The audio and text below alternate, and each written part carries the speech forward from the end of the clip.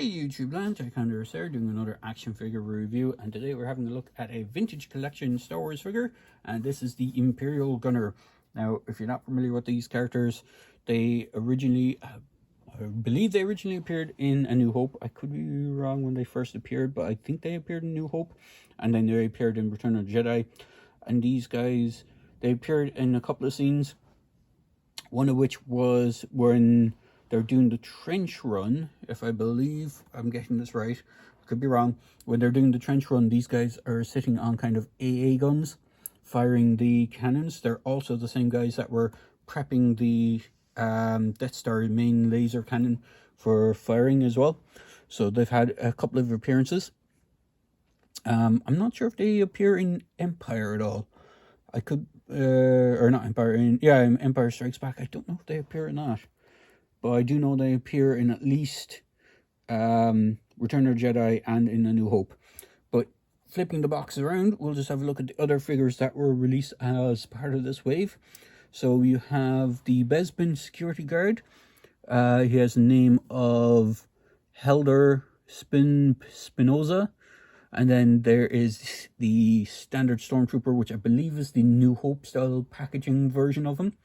Because they did Stormtroopers a few times, and they've released them under different banners, as in either the Empire Strikes Back banner, the Return of the Jedi banner, or A New Hope.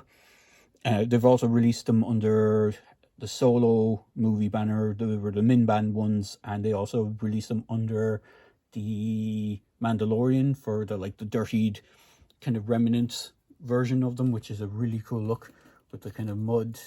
They almost look like the sand troopers. You have the Imperial Gunner, which is this guy here. You have the other Bespin security guard, which is Isdam. I can't even see that. Isdam Edian, I think is his name. Usually, back in the day, they were just called Bespin Guard. They didn't even have, I think they were called the Bespin Pilots as well. They didn't even have names. I think they were just nameless guys. But over the course of the years, they've ended up with slight bios and names. And then you have R2-D2, and that is the R2 from Empire, I want to say, because it has the telescoping thing for when he falls into the pit, the big swamp in Dagobah. He's able to go around with his scanner. Or it's the one from Empire when he fires the lightsaber out from the top. But I think it's the Empire version of him where he has the scanner that pokes up from the head. So enough about the packaging. We'll go on to the figure himself. So this is I believe it might be a reissue of one of the older figures.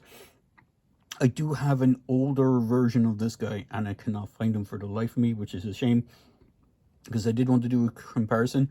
The older version of this guy that I have actually has a removable helmet, and underneath it, he has, Hasbro did this a lot back in the day in the early 2000s, just as the kind of lines started getting better with their articulation.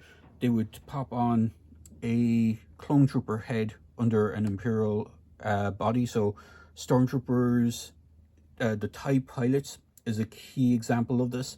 Now, I don't have one of the actual TIE pilots that I'm talking about at hand, but the TIE pilot was one figure where they reused the clone trooper head a lot underneath the helmet when you could remove the helmet.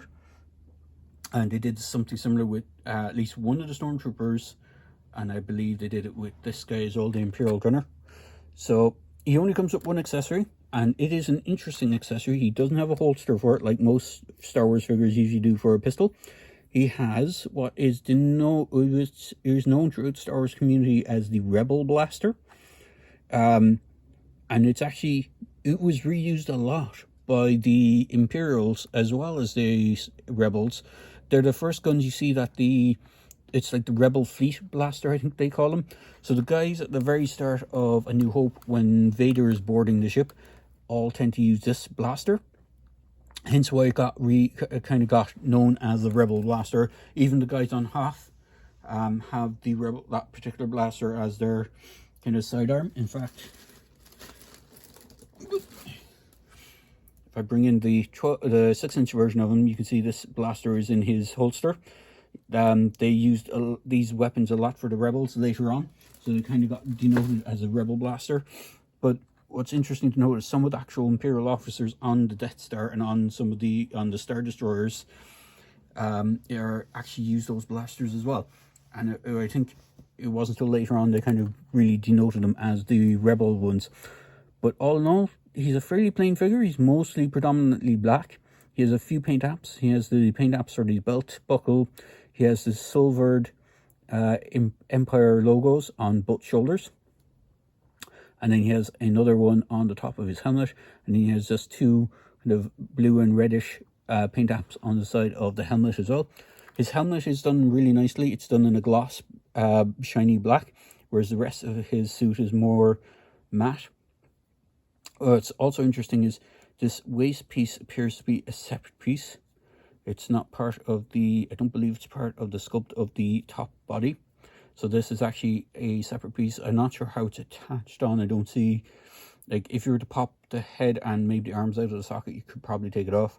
But underneath, it would be just kind of like a plain black suit.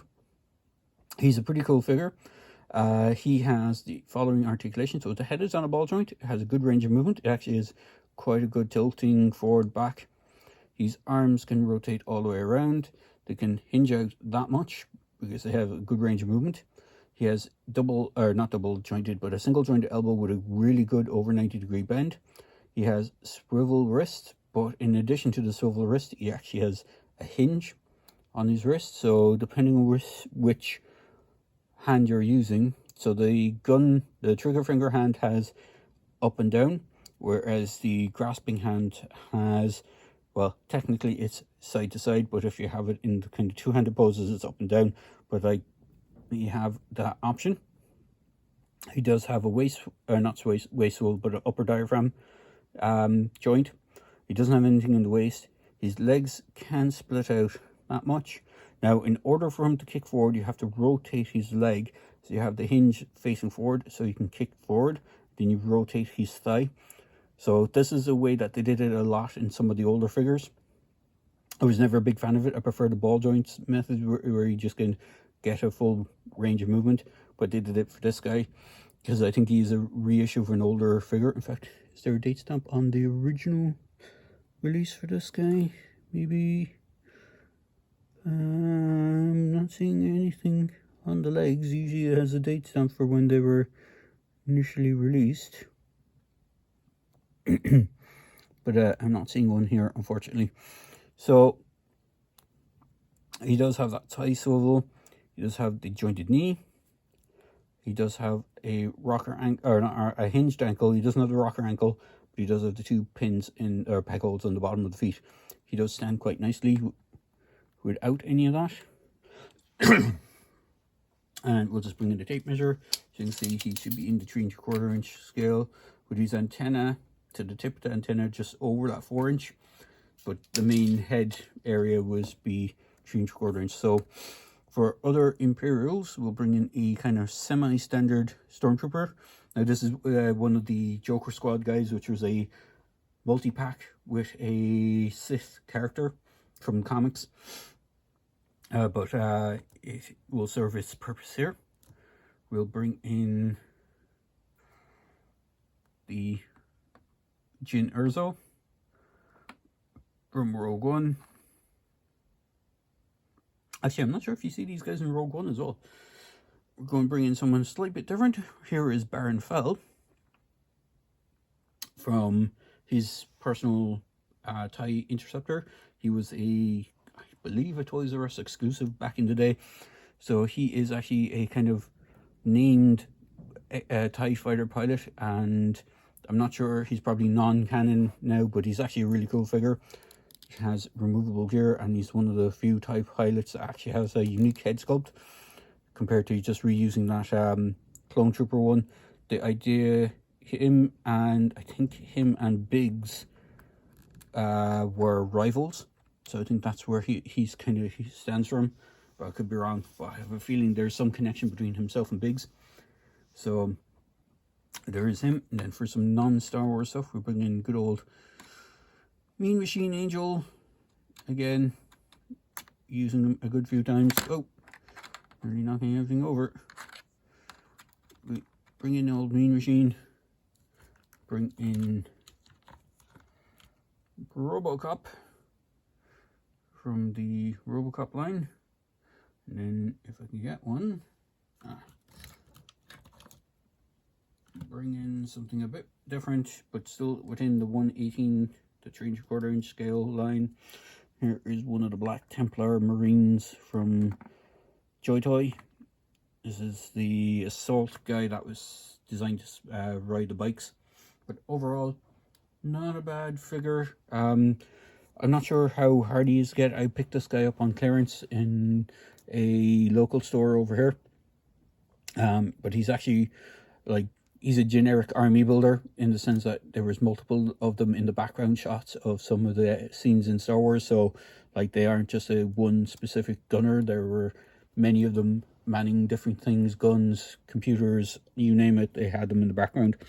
So all in all, he's not a bad figure, not a bad army builder either. He's fairly plain, he's fairly simple, and you can't really go wrong with him. So there you go, guys. I hope you enjoyed this quick video review for the Return of the Jedi. As you can see, it is Return of the Jedi in this, but I believe he was in New Hope as well. This is the Star Wars Return of the Jedi Imperial Gunner, and as always, please feel free to like, comment, and subscribe to my channel. And I hope you enjoy this video, and I hope you have a good day. Cheers, guys.